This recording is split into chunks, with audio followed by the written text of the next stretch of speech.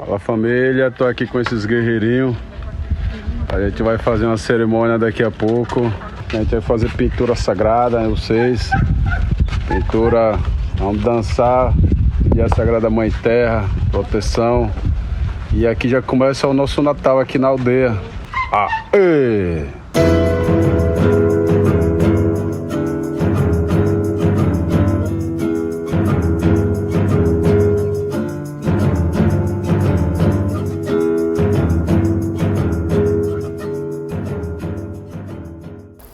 Essa história de colapso global não é de agora. Um estudo dos anos 70 já previa o colapso por falta de recursos naturais.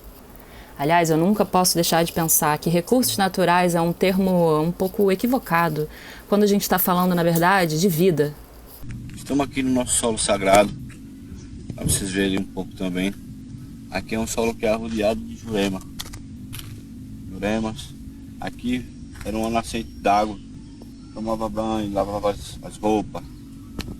Era água de gasto, mas hoje não temos mais. Estava secando nessa seca, prejudica muito, nós estamos no solo sagrado. Salve minha irmã Marcela, seu irmão aqui Chumaiá, tá gravando esse vídeo, né, para falar sobre essa grande necessidade de água que a gente vem passando aqui na aldeia. E não só em prol de um, mas de todos. A gente vem passando por uma situação muito difícil aqui, além das queimadas que vem acontecendo aqui em volta da nossa reserva, quanto vem dificultando essa necessidade de água para nós. Então estou aqui à frente desses guerreiros e de outros irmãos, eu, Chumaxi, a liderança da comitiva. Peço que você possa divulgar e, se puder ter como ajudar nós, a poder ajudar nesse momento que estão passando essa necessidade de falta d'água aqui dentro da aldeia. Na publicação Os Limites do Crescimento, eles já falavam do problema de vivermos num planeta finito. Uma hora, os recursos acabam. Uma hora, a vida acaba. Eu acho engraçado, cara. As pessoas que gostam tanto do capitalismo não param para pensar na quantidade de lixo que ele produz. Elas nunca ouviram falar de obsolescência programada. É uma coisa tão irracional. Essa coisa de crescimento não é nada plausível. Eu realmente não entendo. Aliás, eu tenho um palpite. Algumas pessoas sabem muito bem que isso não é nem um pouco sustentável, mas elas se beneficiam tanto desse sistema que elas investem o máximo que elas podem para dar uma impressão de que esse sistema é ótimo. O objetivo dessa pesquisa inicial era um grupo de empresários ricos que visavam lucro, que se chama Clube de Roma, mas eles estão preocupados com o capitalismo, né? Eles encomendaram uma pesquisa sobre quanto haveria de matérias-primas disponíveis no planeta Terra, que era uma forma muito inteligente de planejar assim, quanto tempo eu vou conseguir continuar explorando tal e tal coisa antes que esse negócio dê errado. E o MIT pegou o dinheiro e fez um programa de computador novo. Eles foram fazendo gráficos, projetando quanto tempo você poderia utilizar de matérias-primas. E aí eles chegaram num gráfico muito interessante que acabou virando um clássico, porque esse gráfico mostra como o conforto humano ele foi aumentando ao longo dos anos e tal, e ele vai chegando num pico, assim, além do qual a gente não consegue mais aumentar. Vamos dizer que nós já estamos no ápice do conforto humano obtido no mundo. E aí o uso dos recursos naturais também vai subindo, e a poluição vai subindo. E chega uma hora você bate num limite, que é justamente o nome do trabalho, que eu acho genial, que é os limites do crescimento.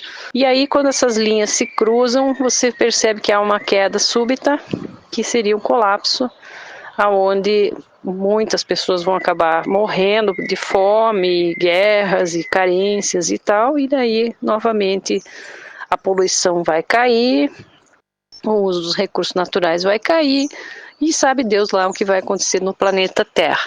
Há 40 anos ainda era teoricamente possível desacelerar as coisas e chegar a um equilíbrio.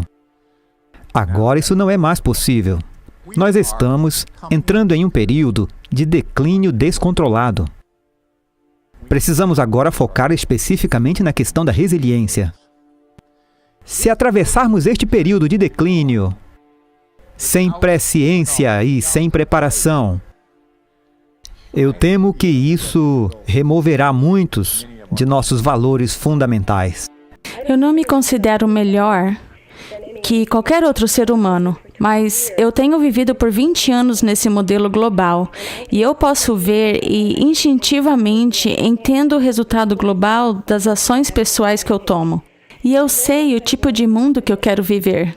Eu não quero viver em um mundo destruído, eu não quero viver em um mundo, como Jürgen disse, que está ficando cada vez mais cinza e que custa cada vez mais caro para manter até mesmo um padrão de vida decente. Eu quero viver em um mundo sustentável, onde não exista pobreza, fome, falta de recursos naturais na Terra.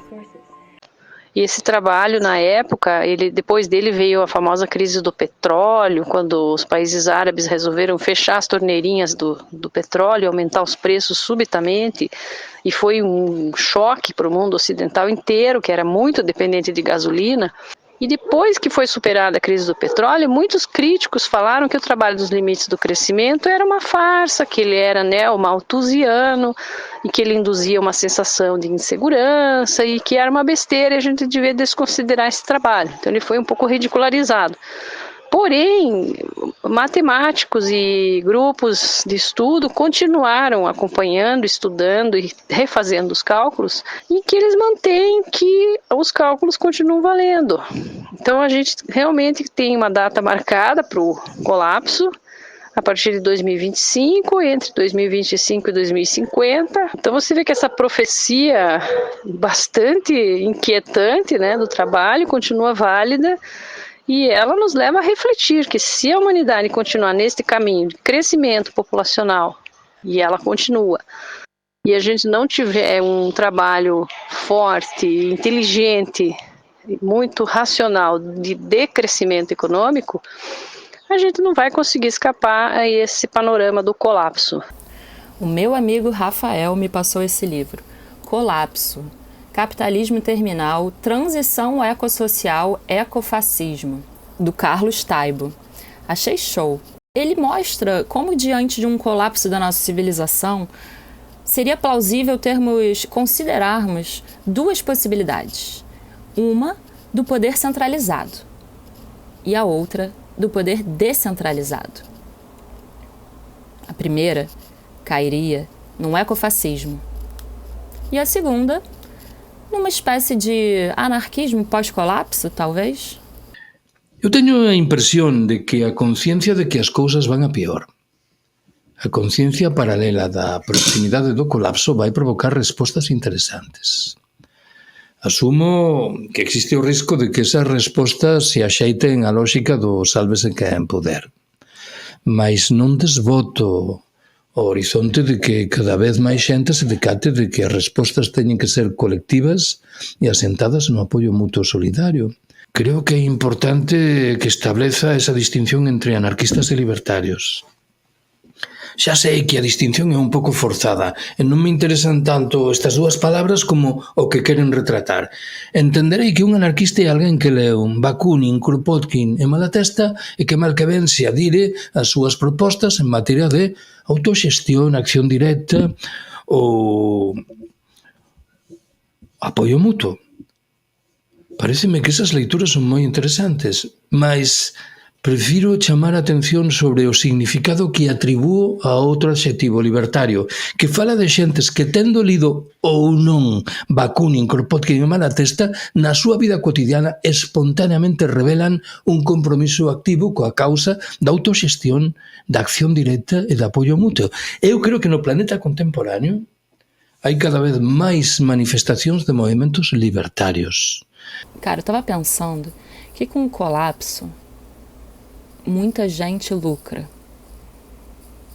Quem já tem muito dinheiro e já investe muito e que pode se dar o luxo de perder muito dinheiro também, porque não vai alterar nada na qualidade de vida dela, essas pessoas têm como correr na frente das outras e dar um jeito de lucrar com a falta e com a escassez.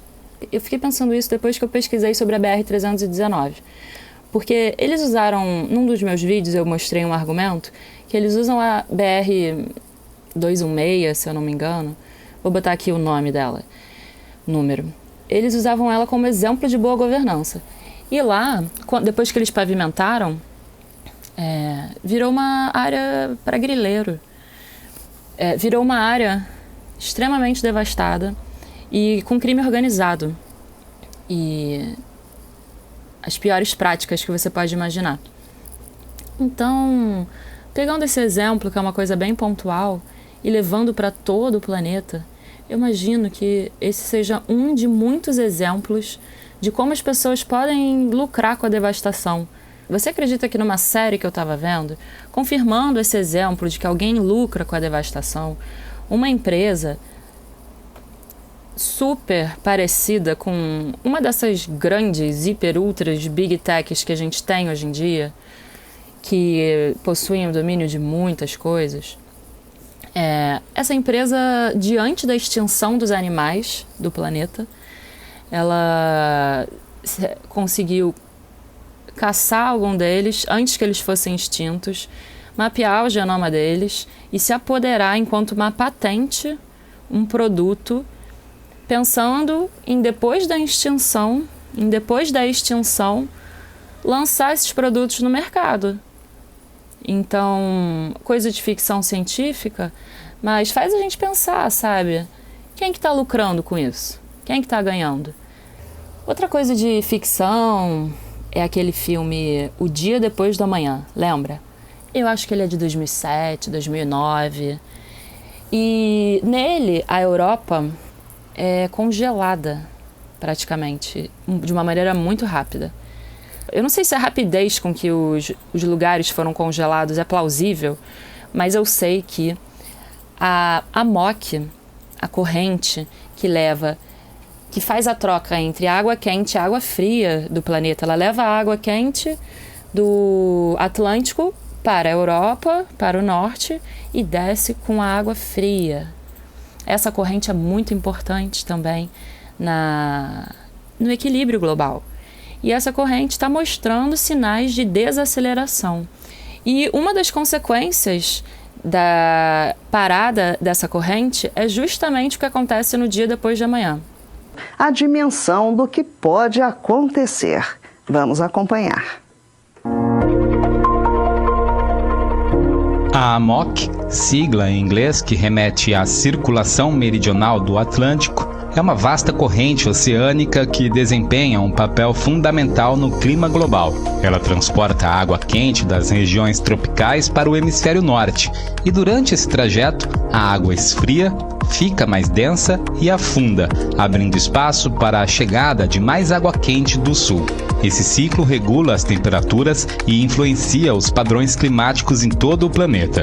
No entanto, pesquisas recentes apontam que essa gigantesca circulação oceânica é mais sensível às mudanças climáticas do que o esperado e, por isso, ela está desacelerando, deixando cientistas do mundo todo em alerta. Em carta aberta que acaba de ser publicada, especialistas afirmam que o risco de um colapso da AMOC foi subestimado e as consequências podem ser devastadoras, próximas a uma nova era do gelo. Um colapso total dessa corrente poderia transformar radicalmente o clima, especialmente nos países nórdicos como Dinamarca e Noruega, que enfrentariam um resfriamento extremo e eventos climáticos imprevisíveis. Mas os impactos não se limitariam ao hemisfério norte. No hemisfério sul, o colapso da AMOC afetaria as monções tropicais, fundamentais para a agricultura em várias regiões. Além disso, os níveis do mar aumentariam muito ao longo de áreas litorâneas pelo Atlântico.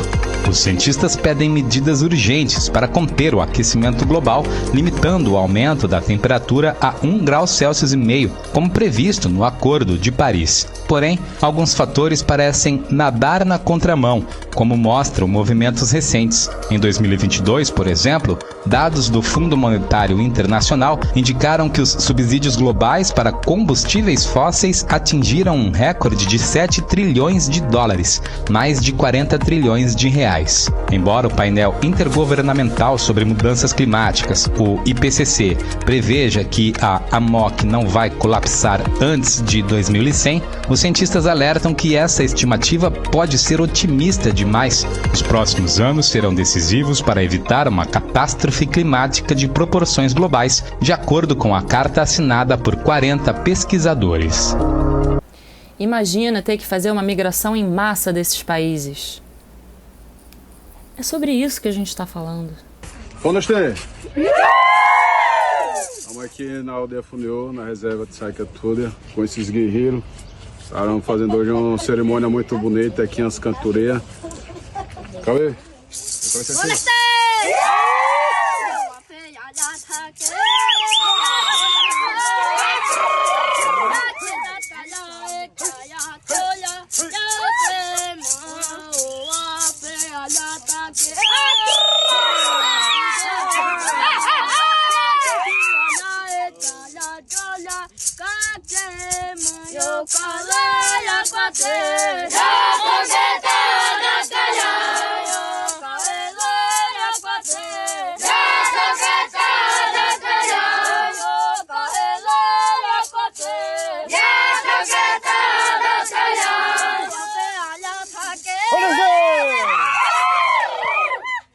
Hoje te mandei um vídeo falando sobre essa carência muito grande que a gente está passando aqui por falta d'água.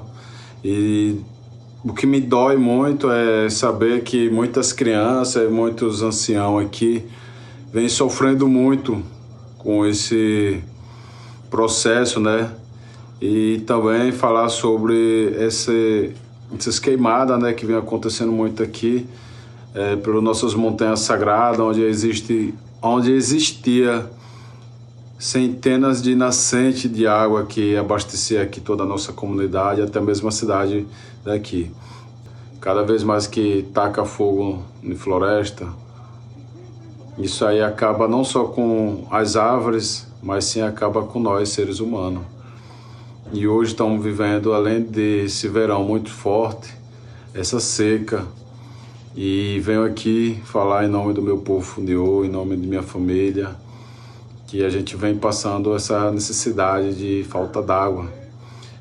Hoje, para a gente poder adquirir água, a gente precisa comprar. E o dinheiro não está fácil. Venho trabalhando aqui na minha oca, no meu espaço, recebendo sempre essas crianças que vêm, os adolescentes, os adultos, os anciãos, para viver um pouco desse mundo natural que a gente tem e poder estar numa linha de frente como eu estou agora, em nome do meu povo, para a gente poder ter recurso e poder ter abastecimento d'água, poder ter como não passar tanto essas necessidades pela falta d'água. E aí, o que você achou do vídeo? Deixa aqui nos comentários, se inscreve no canal e compartilha para as pessoas saberem o que está rolando nesse planetinha que a gente chama de Terra.